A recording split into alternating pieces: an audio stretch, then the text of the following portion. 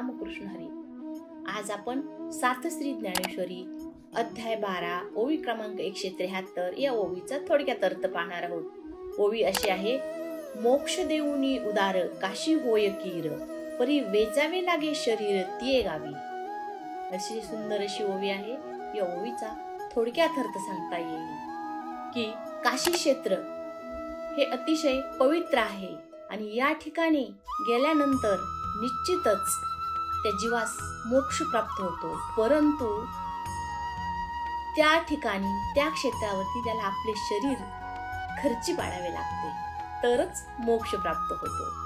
त्याचबरोबर हिमालय पर्वतामध्ये गेल्यानंतरही आपल्यातील दोष निघून जातात, परंतु ती खूप अवघड गोष्ट आहे आणि तेथील हवामान प्रत्येकालाच मानवेल असे नाही। हवामान न मानवल्यास आपल्या जीवाला घातही होऊ शकतो।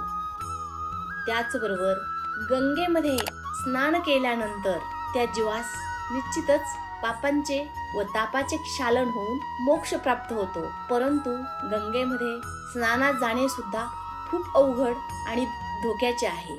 त्या ठिकाणी सुद्धा जीवाला धोका होऊ शकतो।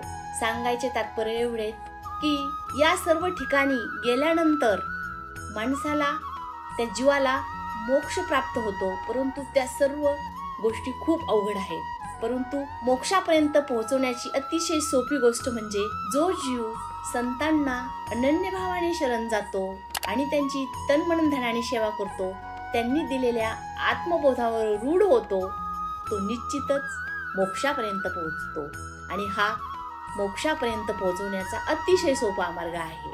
आणि म्हणून माऊलींनी सांगितलेले आहे की सामान्य जीवाला जर मोक्षापर्यंत पोहोचायचं असेल तर अतिशय सोपा आणि सहज जो भेटणारा मार्ग आहे तो म्हणजे संतांना शरण जाणे आणि त्यांची तन मन धनाने सेवा करणे आणि निश्चितच मोक्षापर्यंत पोहोचणे। जय जय रामकृष्ण हरी।